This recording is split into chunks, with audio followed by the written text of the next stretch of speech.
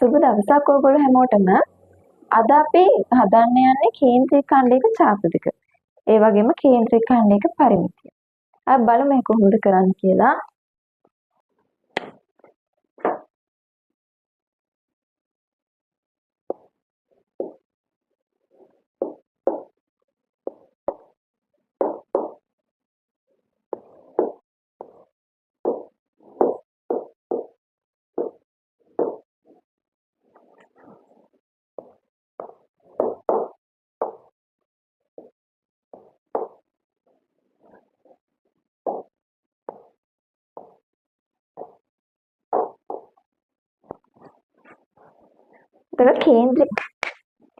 එතකොට කේන්ද්‍රික ඛණ්ඩයක ඡාප දිග පරිමිතිය හොයන්න කලින් අපි බලමු අපි දැනගන්න ඕනේ වෘත්තයක පරිමිතිය. එහෙමත් නැත්නම් වෘත්තයක පරිධිය හොයන සූත්‍රය. වෘත්තයක පරිධිය හොයන්නේ කොහොමද කියලා.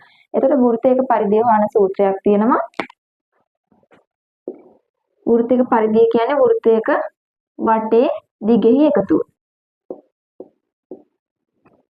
කොහොමද එතකොට වෘත්තයක පරිධිය හොයන්නේ?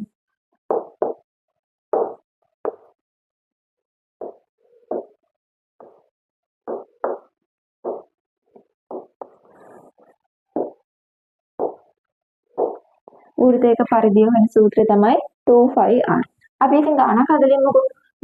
මේ වෘත්තයේ අරය මෙන්න මෙහෙම වෘත්තයක් තියෙනවා. මේ වෘත්තයේ අරය අපිට 7 cm කියලා දීලා තියෙනවා.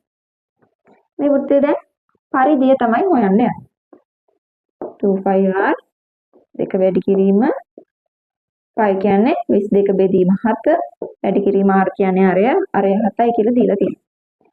4 7 කැපුණාම 1යි. දෙවරක් 22 කීයද? 44යි. 44 වරක් 1 44යි. සෙන්ටිමීටර් 44යි. මෙහෙම තමයි වෘත්තයක පරිධිය හොයන්නේ. දැන් අපි බලමු කේන්ද්‍රික ඛණ්ඩයක් කියන්නේ මොකක්ද කියලා. කේන්ද්‍රික ඛණ්ඩයක් කියන්නේ අරයන් දෙකකින් වෙන් කරගත් කොටසක්. වෘත්තයක් තුල අරයන් දෙකකින් වෙන් කරගත් කොටසක්. කියන්නේ මෙන්න මේ වගේ කොටසක්. එතකොට කේන්ද්‍රික ඛණ්ඩයකට අනිවාර්යයෙන්ම කෝණයක් තියෙනවා. ඒ වගේම ඡාප දිගක් තියෙනවා. ඒ වගේම අරයන් දෙකක් තියෙනවා. අපි මෙන්න මේ කේන්ද්‍රික ඛණ්ඩය එළියට ගමුකෝ. එතකොට එන්නේ මේ වගේ එකක් නේද? අරයන් දෙකක් තියෙනවා. කෝණයක් තියෙනවා. ඡාප දිගක් තියෙනවා. මොකද්ද ඡාප දිග?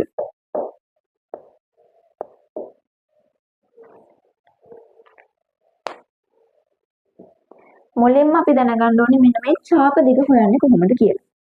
ඡාප දිග හොයන්නේ මෙන්න මේ කේන්ද්‍රික ඛණ්ඩේ කෝණය අපි දැනගන්න ඕනේ ඡාප දිග හොයන්නේ. එතකොට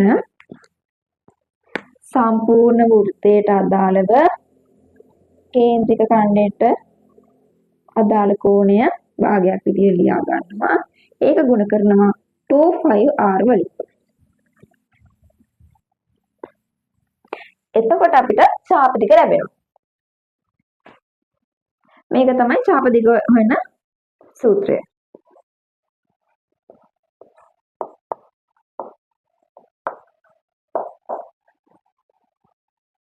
සම්පූර්ණ වෘත්තයට අදාළව කේන්ද්‍රික ඛණ්ඩයේ කෝණය භාගයක් විදිහට ලියනවා. ඒක අපි ගුණ කරනවා 2πr වලින්.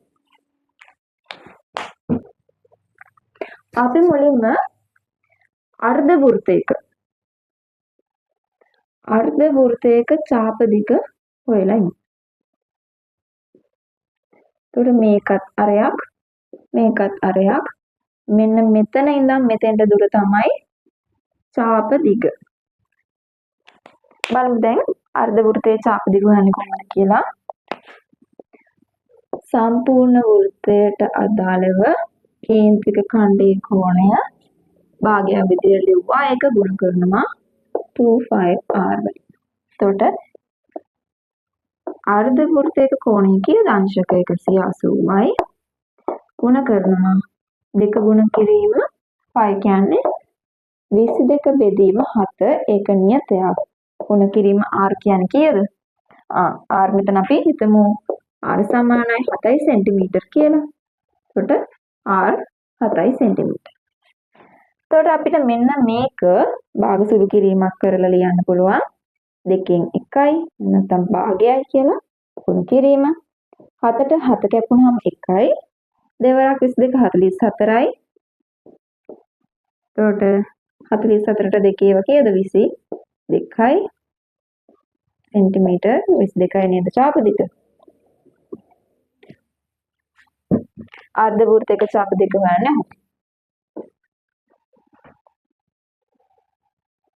අරය 7ක් වූ අරය සෙන්ටිමීටර් 7ක් වූ අර්ධ වෘත්තයක චාප දිග තමයි මේ හොයලා තියෙන්නේ.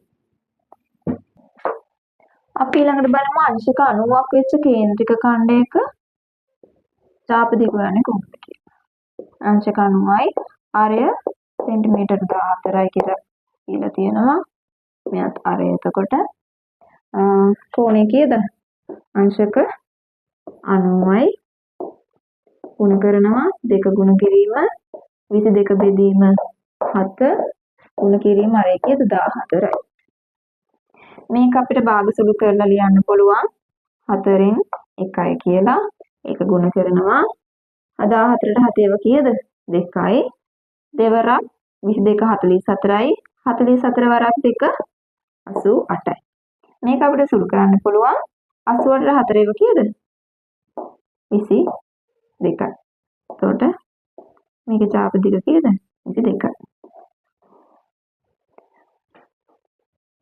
අරය 14යි සෙන්ටිමීටර වෙච්ච අරය සෙන්ටිමීටර 14ක් වුණ අංශක 90ක කේන්ද්‍රික ඛණ්ඩයක චාප දිග තමයි මේ.